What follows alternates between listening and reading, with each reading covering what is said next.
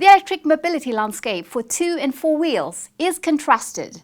Although total cost of ownership is advantageous, the upfront costs for four-wheel vehicles are currently prohibitive. The Green Ride solution is a good example of how governments, development partners and the private sector can create a favourable ecosystem for electric vehicles in the region. Against this backdrop, the opportunity for leapfrogging towards climate-friendly, sustainable mobility that has not yet been discussed thoroughly. To address a few questions surrounding this crucial theme, I'm pleased to welcome Nancy Vandycke, SuM4All Program Manager and Senior Economist at the World Bank. Hello, Nancy. Thank you for joining us. Hello, Asha. Nancy, you represent the SuM4All program, which is one of the most active institutional partner in mobility issues in the Global South. Can you briefly explain your approach? So let me start by thanking you and introducing Sustainable Mobility for All. So this coalition was set up in 2017 by the World Bank, and it brings together development banks, UN agencies, civil society, and a few private companies. At the time, the ambition was really to transform the discussion on transportation and really shape what this sustainable mobility agenda would look like. So we started as an advocacy platform, arguing that transportation is more than providing access or connecting people to opportunities. Transportation is really about access, but not only. It's about making sure that this access is environmental friendly, so it has to be green. It has also to be a transportation that is safe and efficient.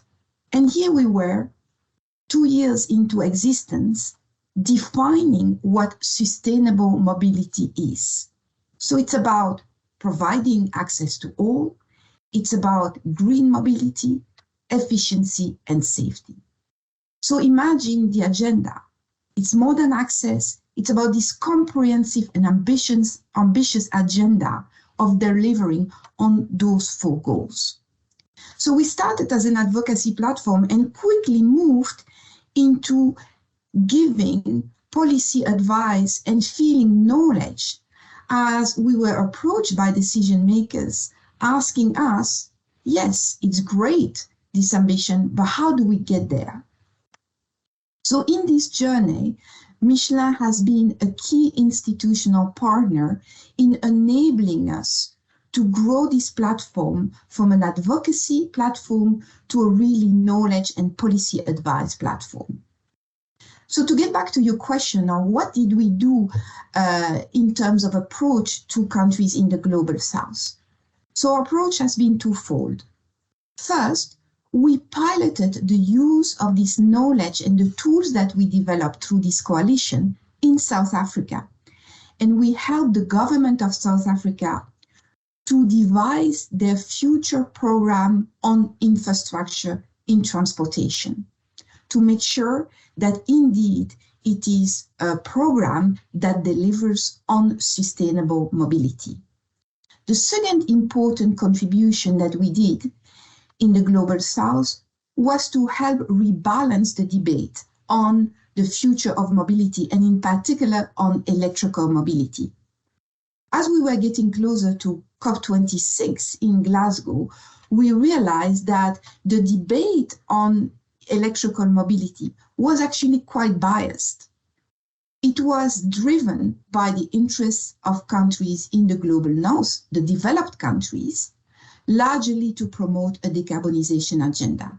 But we were forgetting one important consideration for countries in the Global South. How about development? How do we ensure that transportation meets developmental needs and not only decarbonization needs? So we felt that we had a responsibility vis-à-vis the international community to really rebalance this discussion on electrical mobility and unpack this debate. Is it really the best way forward for countries in the Global South? So we contributed with data, evidence, facts, debates in Glasgow and at COP27 to really ensure that we could give the best policy advice to countries in the global south on electrical mobility. Well, it seems that the issue of sustainable transport is gaining momentum in the African political agenda. What are your thoughts? Indeed, and it's a fantastic development because frankly, we were not there at COP21 in Paris when transportation was barely mentioned, or even when all the countries agreed on the Sustainable Development Goals. None of them were related to transportation. So the fact that we are here now in 2022 discussing centrally transportation and what the future of mobility would look like to make sure that it is helping resolving climate change and it is also helping our future towards more sustainability is actually a fantastic thing and is greatly welcome. So that awareness is fantastic, but now we need action. And so it is essential that in those global discussions, we put transportation quite centrally as a solution sector that will help resolve the climate crisis. What do you think would be the key success factors for this leapfrog to happen? So leapfrogging will require a lot of financing and probably even concessional financing. So here, development banks will have a key role to play in enabling this leapfrogging in developing countries and the adoption of the latest technology. We will also, I think, need a lot of capacity building in developing countries and in developed countries to make sure that those technologies are indeed absorbed, adopted, and ensure a really good future sustainable development. But I would like to make two other important points that I think deserve more attention. We will need to advise countries on the best way forward. This may or may not necessitate investment in electrical mobility. So let me explain you. I think a lot of the discussion on electrical mobility, especially in Glasgow, was driven by global advocacy and probably advocacy led by developed countries. But we need more. We need data, evidence research. We need the right policy advice so that the solutions we are recommending in developed countries are indeed the most appropriate solutions for them. I'm a strong believer, and the partnership is a strong believer, that there is no, at this point, one solution for all. We will need to develop scenarios and develop pathways for developing countries to make sure that their future of the mobility is indeed fully adequate and tailored to their country's circumstances. So what does it mean practically? At one extreme, you have a number of countries in Africa that do not even have access to basic electricity. So why would we promote electrical mobility in those countries? Should they not first invest into energy and make sure that they have access to energy first and foremost? At the other extreme, you have a number of countries in Africa that have renewable energy, that have investments flowing in for expanding the grid and expanding access to electricity. So in those countries, electrical mobility may be a desirable option going forward. In between, you have a range of countries that we need to attend to. In those countries, we have a lot of development needs to meet. Those countries may not have even access to basic transportation needs. So in those countries, we first need to allocate public resource to public transportation before investing in charging station and investing into individual cars that are electric. So let's consider the range of options that are on the table instead of just going in one direction and ignoring a number of needs that those countries have to attend. My second comment concerns technology. At this point, electrical mobility is viewed and is the available technology. But let's be open. There may be other technologies coming in. Let's avoid locking in all those countries in a certain pathway and in a certain technological pathway, and be open to research that will come up with new technologies. And referring to COP27, has it delivered its promises so far for a just transition to sustainable mobility in Africa?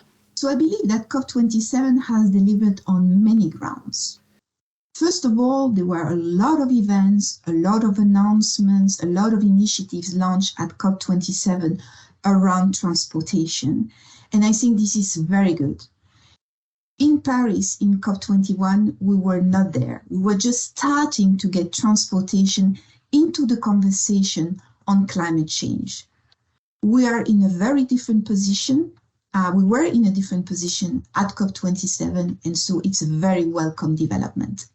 The second important outcome is we have really broadened the conversation on climate change at COP27, including now adaptation as a key component of the discussion. And that's a very important component for countries in the global south that do not contribute in a major way to greenhouse gas emissions, and for which mitigation is not a major consideration.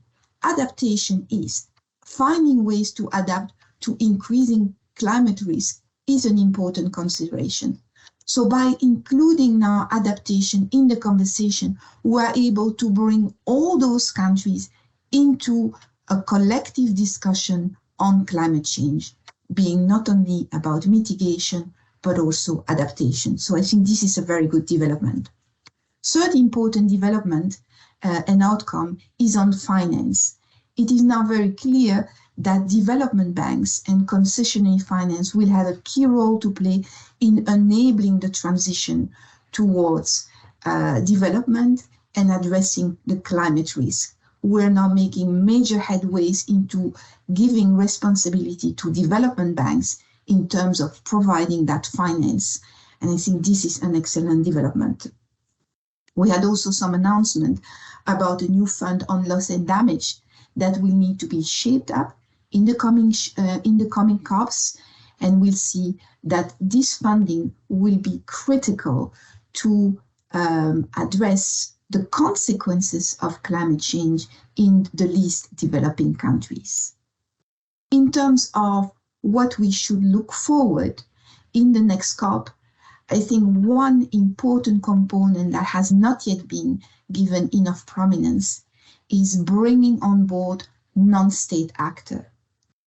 For the past few years, the conversation on climate change and the solutions have been driven by public actors, state actors. We cannot continue ignoring non-state actors, including private sector, that are thinking about ways to address climate change that may have solutions. They have to be integrated in the conversation, in this collective thinking on how to address climate change in the future. So I'm very hopeful that COP28 will look at how to integrate non-state actors in the conversation and in the solutions for climate change. Nancy, thank you very much for your valuable insights on global challenges of energy transition in Africa. Thank you very much, Asha, and goodbye.